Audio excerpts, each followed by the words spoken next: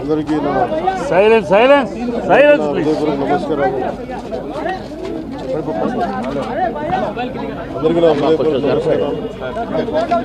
తమ్ముడు పడిపోతుంది. మరణం చాలా బాధ కలిగించింది.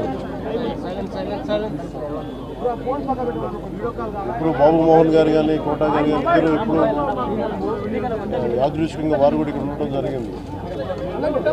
అందరికీ కూడా ఒక కుటుంబ సభ్యుడు, నాకు ఇష్టమైన వ్యక్తి, ఏదైనా అభిప్రాయం చెప్పాలంటే నిర్మూలంగా చెప్పగలిగే వ్యక్తి.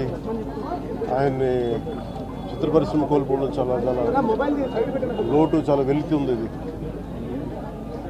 లాస్ట్ మేము అథారిటీ దారేది యాక్ట్ చేసేటప్పుడు కూడా ఆయన నాకు ప్రత్యేకించి ఒకటే చెప్పారు, మీరు ఇబ్బంది పడుతున్నారంటే నేను చనిపోయే వరకు యాక్టింగ్ చేయాలనుకుంటున్నాను.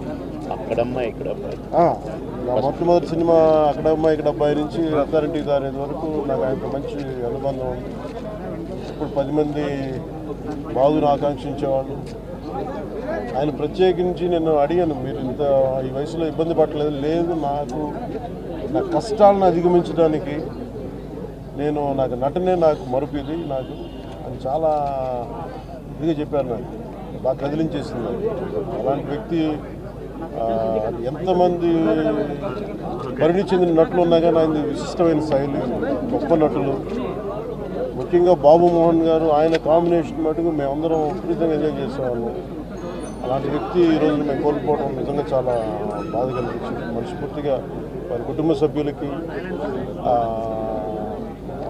మనస్ఫూర్తిగా నా సానుభూతిని తెలియజేస్తూ వారి ఆత్మకి శాంతి చేకూర మనస్ఫూర్తిగా ఆకాంక్షిస్తుంది, మనస్ఫూర్తిగా ప్రార్థిస్తుంది.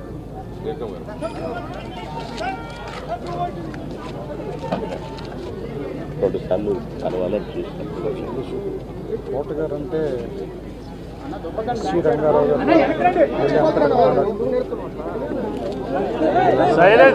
సైలెన్స్ అండి, దయచేసి ప్లీజ్ సైలెంట్గా ఉండండి. నటుల్లో చరిత్ర ముగిసిపోయిందని నేను భావిస్తున్నాను. నాకు ఫాదర్ ఫిగర్, అంత గొప్ప నటుడిని నుంచి చూసే అదృష్టం చాలాసార్లు ఆయనతో పనిచేసే అవకాశం దొరికింది. చాలా అదృష్టంగా భావిస్తున్నాను. వ్యక్తిగతంగా కూడా ఆయనతో నాకు చాలా పరిచయం. ఆయన ఇంటికి కూడా రావటం, సినిమా షూటింగ్ లేని సమయంలో కూడా ఆయనతో మాట్లాడటం.